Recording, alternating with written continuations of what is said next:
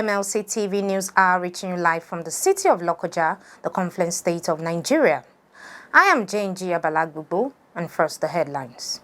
KOGI Information Commissioner lauds digitization of information sector. ZAMFARA State Governor apologizes for shutting down broadcast stations. Australia reverses decision to recognize West Jerusalem as Israeli capital.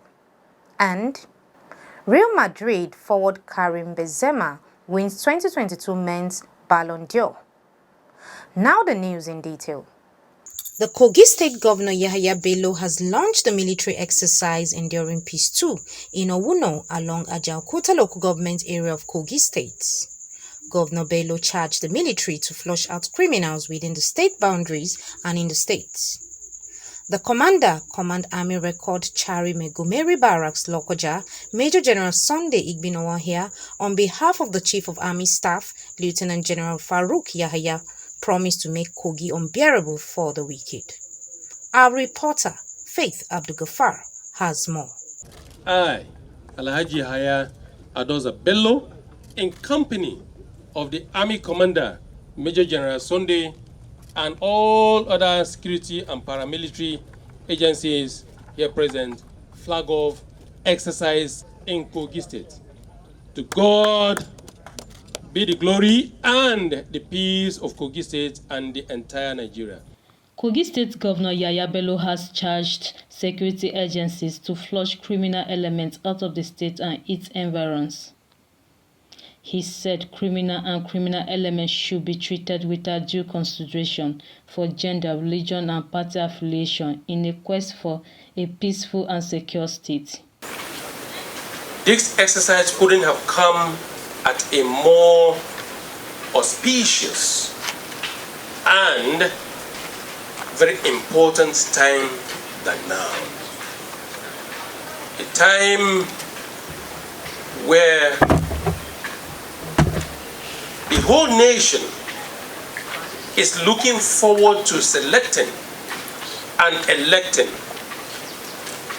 leader and leaders. I want to assure you that KOGI State will remain a peaceful and a secured state as far as the nation is concerned. The governor promises administration unflinching support to ensure they succeed. Please go around, secure the nation, secure KOGI State, and secure everywhere. Anyone and whoever is ever caught to be in the act of crime and criminality, please, there will be no civil and military handling. Please deal with them decisively. He expressed his appreciation to President Muhammadu Buhari, Nigerian Armed Forces, and other security agencies towards achieving a lasting peace for the country and the state. The commander, Command Army Record Major General Sunday Igbinowahia, commended Governor Yahya Bello for his unconditional stand against the complete onslaught on the enemies of the state and their sponsor. Support of exercise Enduring Peace 2 is firmly rooted in our belief that the support of host communities is key to the success of the entire exercise and operations. An emphasis here: our medical outreach will be reaching out to our communities in various settlements in KOGI. We'll be reaching out to help out in the health standard of our various communities during this exercise. As mentioned, that aspect of our exercise is what we call civil-military cooperation, where we bring the military to cooperate and work hand in hand with our civilian brothers and sisters. We remain grateful to the Chief. Our gratitude also goes to the KOGI State Government, specially represented by His Excellency, the Governor of KOGI State, for providing us the enabling environment for us to operate always.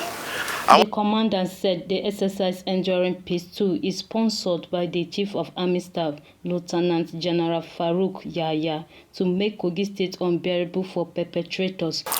Exercise Enduring Peace is geared towards addressing threat to security within our state, and as I said, it's an operation, it's an exercise that has been set up by the Chief of Army Staff, and it's not only in Kogi State but all over the nation. As I speak, the Chief of Army Staff has already flagged off this exercise in River State, Port Harcourt, to be precise, and the essence is to address the numerous security threats to our nation. That is why we are conducting this exercise, and especially during this period when we are moving into the Yuletide, to give our people the sense of security to go about their businesses and other activities in a free and fair manner. And again, to prepare us, especially the security agencies, prepare us for the forthcoming general elections to be able to play our role effectively. Kogi and other parts of this country are untenable for whoever wants to present itself as a criminal in whatever form, whether terrorists, kidnapper, or bandits. He called on the people to continue to partner with security agencies to succeed in their assignments. He used the opportunity to celebrate the governor by giving him a word of recognition for his doggedness and passion to maintain the security of the people and properties in the state. Top government functionaries, all security agencies, the Ata Igala and other traditional rulers were present at the event. Exercise Enduring Peace 2 is a joint task force comprises of the Army, Navy, Police, Civil Defense, Migration, Customs and Vigilante personnel.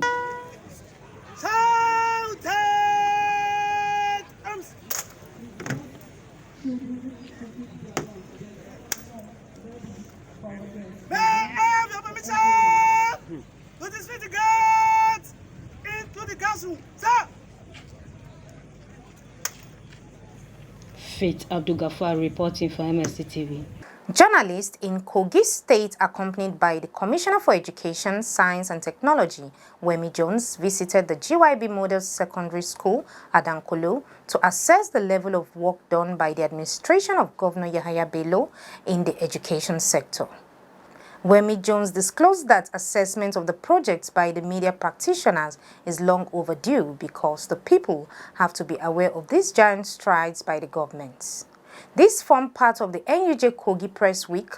They promise to visit many more government projects across the states before the end of the week. Our reporter has more. The executives and members of the Nigerian Union of Journalists (NUJ) Kogi State Chapter visited the GYB Model Secondary School at Adankolo for an on-the-spot assessment of the quality of work done. The Commissioner for Education, Wemi Jones, who was the tour guide, took them around the school. He told journalists that the governor deemed it necessary to establish a government-owned secondary school of high repute to produce outstanding students that can represent the state anywhere. The governor has seen the need for us to have very robust secondary school system so that ordinarily the products of our secondary schools will be able to compete very favorably with products of other states of Nigeria, thereby giving us the capacity to feed our universities and our other tertiary institutions in the state, especially in the way of science, technology, engineering, and mathematics. Wemi also said the government resolved to remodel public schools across the states to become the envy of private schools. We must return education to where it was. Because I believe that majority of us, especially those of us who are 40 years and above, went to public schools. The question is, can we take our children back to the secondary schools, to the public secondary schools that we all attended? It's a simple no, because of the quality that is coming out of our secondary schools. But the governor has decided that he's going to be different, and that is why we are investing heavily in education in Kogi State. Commissioner of Education further added that the governor has reiterated his commitment to education with the implementation of the state education law of 2020 that has regulated the education process in the state. In year 2020, the Kogi State education law was fully enacted and signed into law by His Excellency the Governor.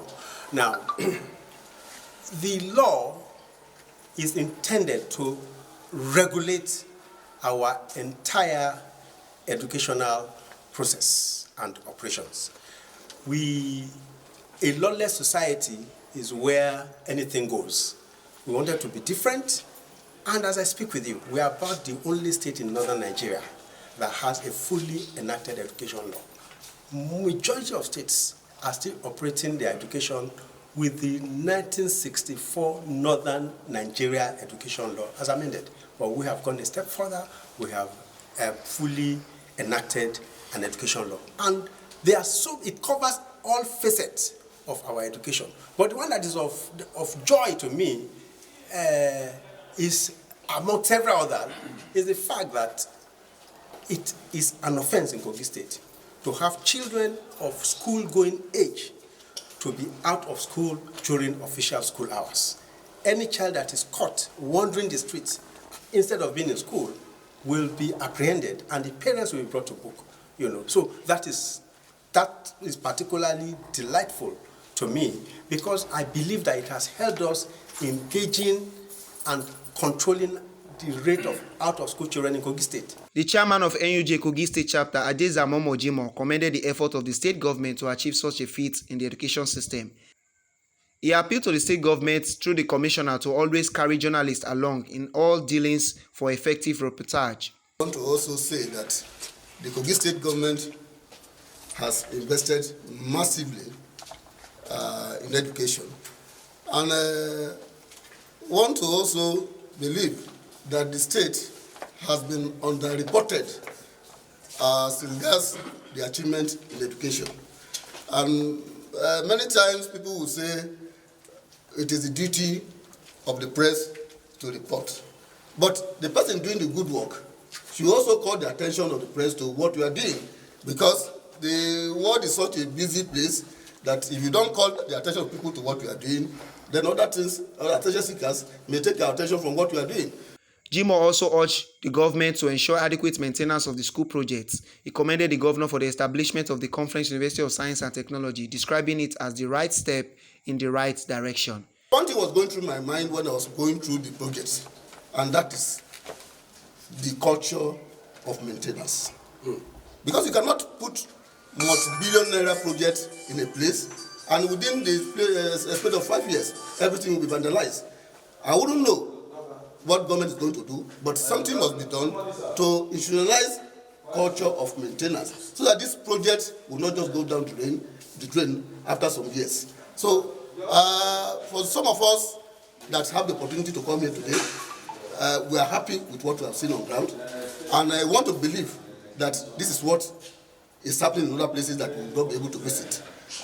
For the establishment of the Science University in Osara, I think that's one achievement that even the critic of this government, the worst critic of this government, will not see anything bad in it, because government has actually shown that demonstration that they are out to provide succor to our admission seekers from Kogi State.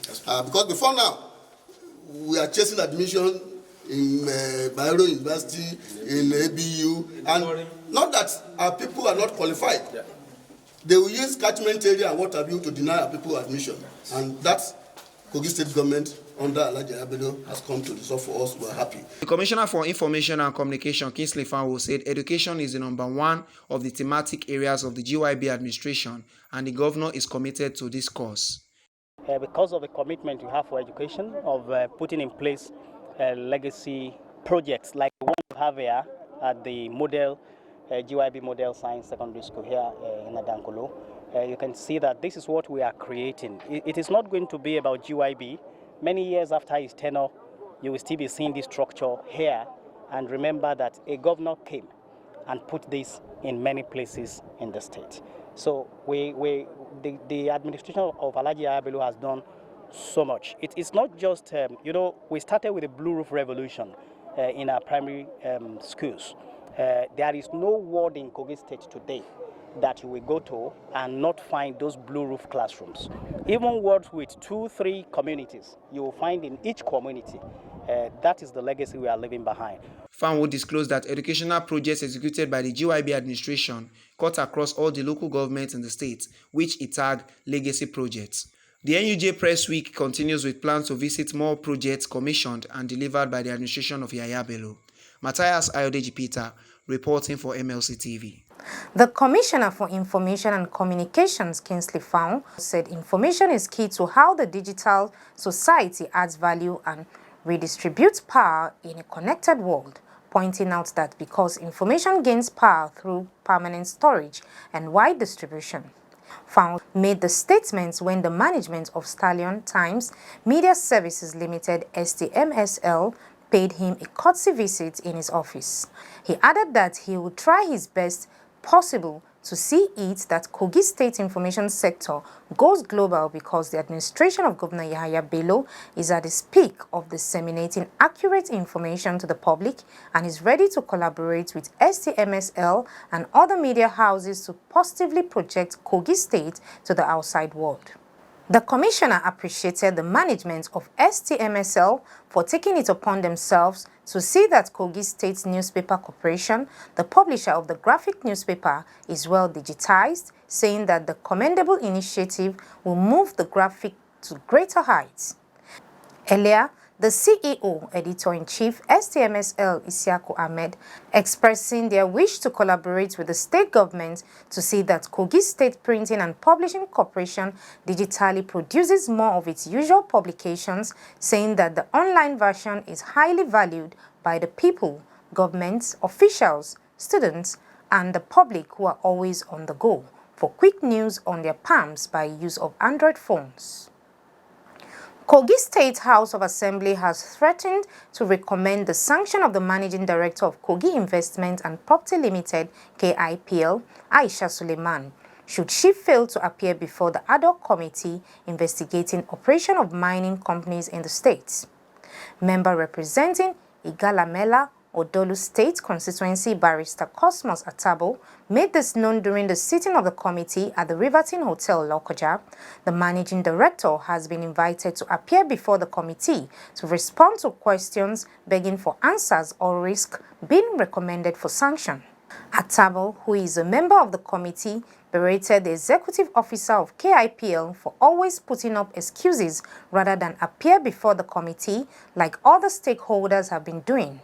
The lawmaker noted that part of the agreement between Obajana, Dangote Cement Company, was that a director of KOGI Extraction should represent the state on the board of the company, and KIPL was nominated to shoulder same responsibility since 2010, bringing in KOGI shares to the state, but KIPL failed in doing this. Atabo further noted that when KOGI Super Cement, a product of Sinafindev, a company in which KOGI State has 15%, debuted in the market in 2018, KIPL did nothing to ask for what should accrue to the state. The legal luminary added that findings at Jakura Marble Industry, which is under the watch of KIPL, are unbelievable and some questions are begging for answers. The committee will reconvene this week. KOGI House of Assembly on Monday summoned cement manufacturing firm Boa Group over a 50,000 hectare land it acquired 10 years ago but has yet to pay for it. The lawmakers gave the summons at a public hearing of one of its ad hoc committees held at a hotel in Lokoja since its complex was gutted by fire last Monday. The Deputy Speaker of the House, Alpha Momo Rabiu, who read the summons after listening to the Acting Surveyor General of the state, Salihu Mustafa, expressed shock at the attitude of Boa Group. Umar Tanimu, the ad hoc committee's chairman, said that it was an offense for Boa Group to hold the land for more than 10 years without paying for it. The group should be summoned to come and explain why it refused to pay for the land and why it refused to compensate the community involved. He added that if Boa Group refused to pay for the land and compensate the community, government shall revoke the C of O. Zamfara State Governor Bello Matawali has apologized for shutting down Gamji TV, Gamji FM, Aloma TV, NTA and Pride FM in Zamfara. In a statement by the Information Commissioner Ibrahim Dosara, alleged that the media organizations violated its Executive Order No. 10 and abused journalism practice. APC Chieftain Abdullahi Shinkafi and Chairman of the Zamfara State Committee on Prosecution of Banditry and Related Offences, however, handed an apology to the media in a press conference in Gusau on Monday. Shinkafi said the government was angered by the alleged violation of the order, which came into effect on October 13, banning all forms of political rallies and meetings in the state due to security concerns, including the suspension of all political activities and the shutdown of Anka, Bukuyum and Gumi local government areas, roads and other affected towns and villages. The commissioner added that the government's shutdown of their outlets attracted unprecedented reactions and criticisms from various quarters, including the Nigerian Broadcasting Commission (NBC), Broadcasting Organization of Nigeria (BON), the Nigerian Union of Journalists (NUJ), the International Press Institute (IPI), amongst others, condemning the government's action and called for immediate reversal.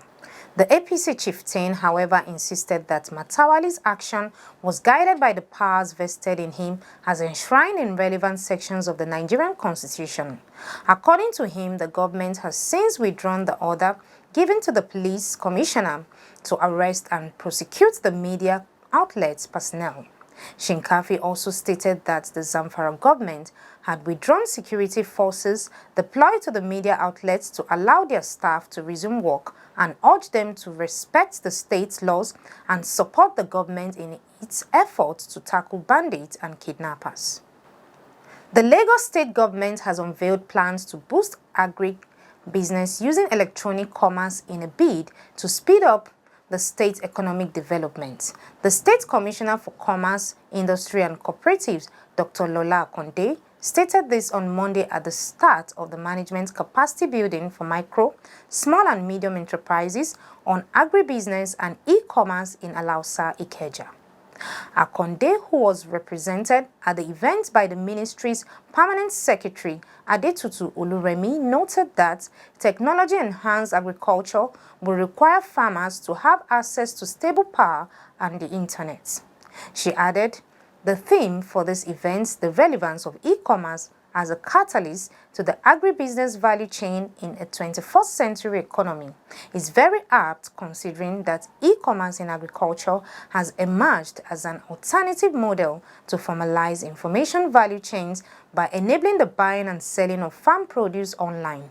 This will allow farmers to bypass intermediaries and sell directly to various customer groups that would have otherwise been out of reach. In his lecture, the chief consultant at Hoshea Consults, Dr. Joshua Odewale, highlighted the importance of e-commerce to rural communities. The Ogun State Governor, Dapo Abiodun, has disclosed that his administration has increased the quarterly payments to defray outstanding gratuities from 500 million naira to 600 million naira. The governor, who noted that his administration will continue to put the welfare of the people, especially the senior citizens, at the front burner, equally disclosed that over 70 billion naira had been released for the payment of gratuity arrears since he assumed office in 2019. Abiodun made this disclosure during the town hall meeting on the 2023-2025 Medium-Term Expenditure Framework (MTEF) and 2023 budget for Ogun East Senatorial District held in Ijebu-Ode. He explained that the economy of Ogun is on a sustainable path as the state has been able to realize over 70 billion naira as internally generated revenue between the months of January and September 2022. The governor attributed the upward increase in the state's IGR to the quality reform initiated and implemented by his administration. Abiodun, while bemoaning a recent interview granted by an indigene of the state where he claimed that the IGR of the state had declined compared to the previous administration in the state, said that interviews on the situation in the state shouldn't be done with political coloration but with facts. We go on a short break. We'll be right back. Get human interest stories right here on MLC TV with entertainment, sports, business, culture, tourism, and fashion news stories all featured on MLC TV. Not forgetting political and current affairs news, state and federal government and people's matters will be discussed regularly on MLC TV. MLC TV, your one-stop online destination for unbiased, accurate news, entrepreneur ideas, and youth matters to the rest of the world. MLC TV, reaching everywhere, informing everyone. Welcome back. Now on foreign.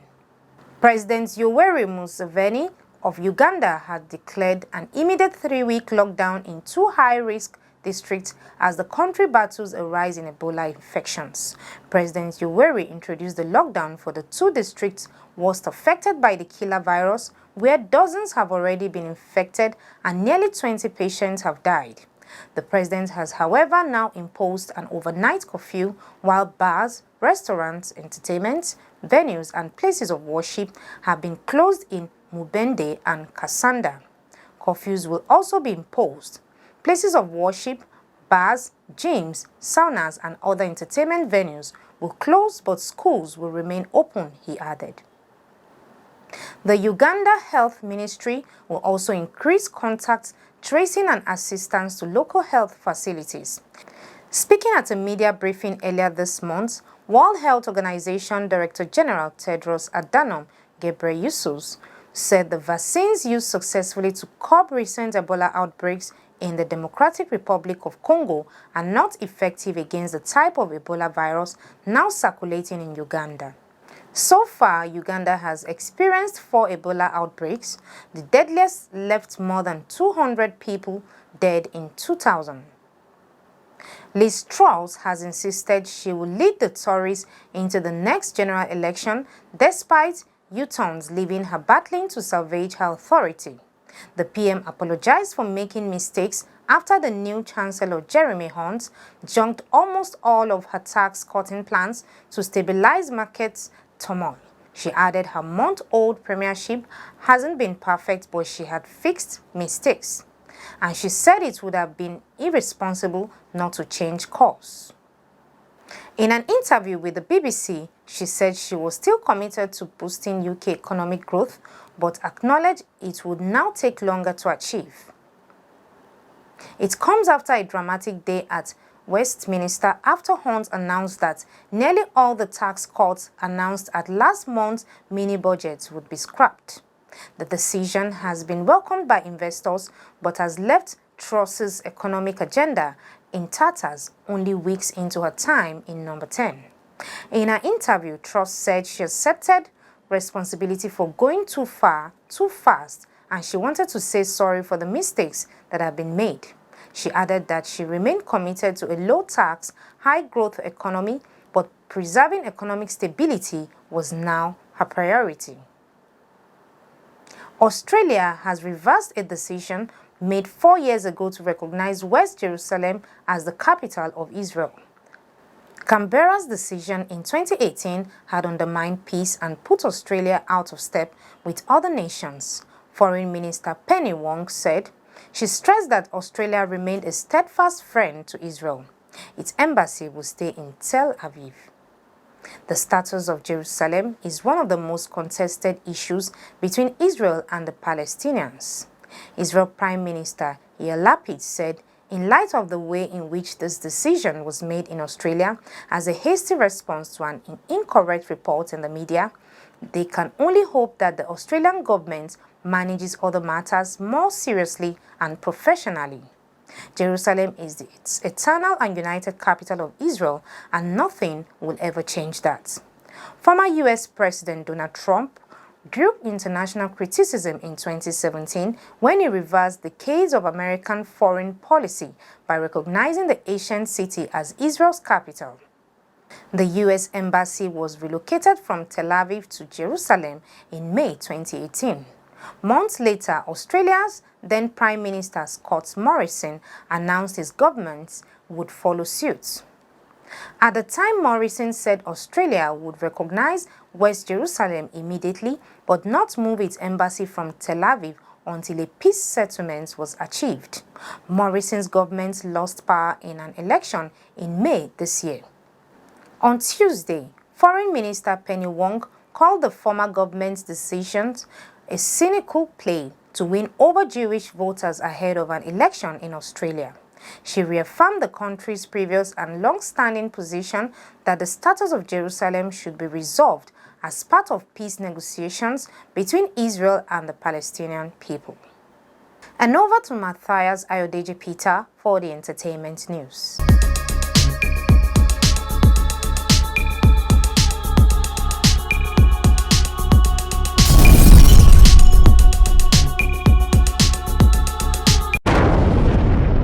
On our foreign entertainment news, social network Parler announced Monday a deal for Kanye West to buy the platform popular with US conservatives. Just over a week after the rapper's Twitter and Instagram accounts were restricted over anti-Semitic posts, West, known as Ye, has recently alienated fans and business partners with anti-Semitic comments, interest in racist conspiracy theories, and wearing a provocative White Lives Matter t-shirt at Paris Fashion Week. In a world where conservative opinions are considered to be controversial, we have to make sure we have the right to freely express ourselves, the billionaire artist and fashion mogul said in a statement released by Parler. Parler said West, who has an account on the networks as on Monday, was taking a bold stance against his recent censorship from big tech. West's decision to buy his own social media platform comes on the heels of his running into trouble on Twitter and Meta-owned Instagram for posts containing anti-Semitic remarks in violation of the platform's content rules. The 45-year-old's restriction on Twitter and Instagram earlier in October were not the first time his posts prompted punitive action from major social media platforms. Earlier this year, West was banned from posting on Instagram for 24 hours after violating the social network's harassment policy amid his acrimonious divorce from reality star Kim Kardashian. Former US President Donald Trump himself, permanently banned from Twitter for tweets deemed to be inciting violence, has also already spoken with West about his Parler purchase, and the two plan to have dinner, according to news site Politico. Parler, which described itself as a guiding force in the fight against big tech, big government, censorship and cancel culture, announced in September that it was restructuring to focus on users who risked being ousted from the internet. The value of the deal with Kanye was not disclosed. Launched in 2018, Parler became a haven for Trump supporters and far-right users who say they have been censored on social media platforms. It has since signed up many more traditional Republican voices, but it was pulled from the Apple and Google online marketplaces and effectively shut down when Amazon Web Services cut ties over allegations the platform failed to stop incitement of violence ahead of January 6, 2021, the siege of the US Capitol led by Trump supporters.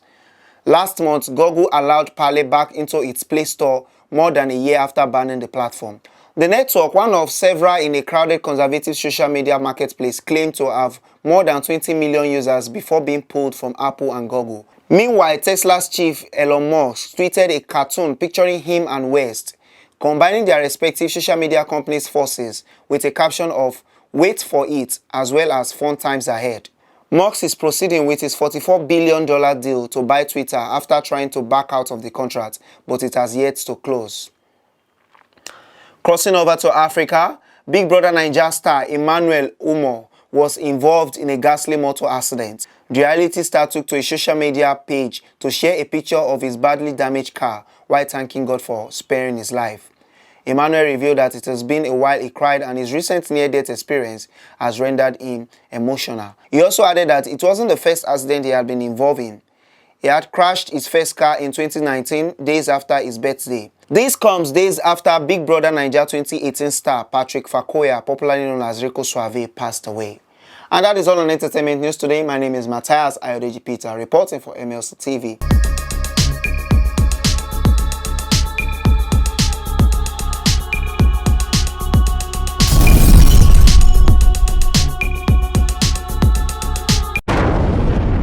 Thank you, Matthias, for the entertainment update. And that is the size of our package today. Join us tomorrow at this same hour to watch our news as we give you updates on happenings within and across the globe. Don't forget to subscribe to our YouTube channel, Malachi TV, like and follow our Facebook page, MLC TV, Instagram, MLC TV 2021, and Twitter at MLC TV 1.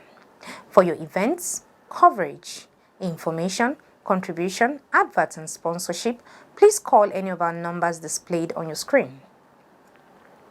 Join us Fridays and Saturdays to watch our special programs. It is Malachi TV, reaching everywhere, informing everyone. I am JNG Abalagbubo. Please continue to be your brother's keeper to build a united and peaceful society together. Good evening, and thanks for watching.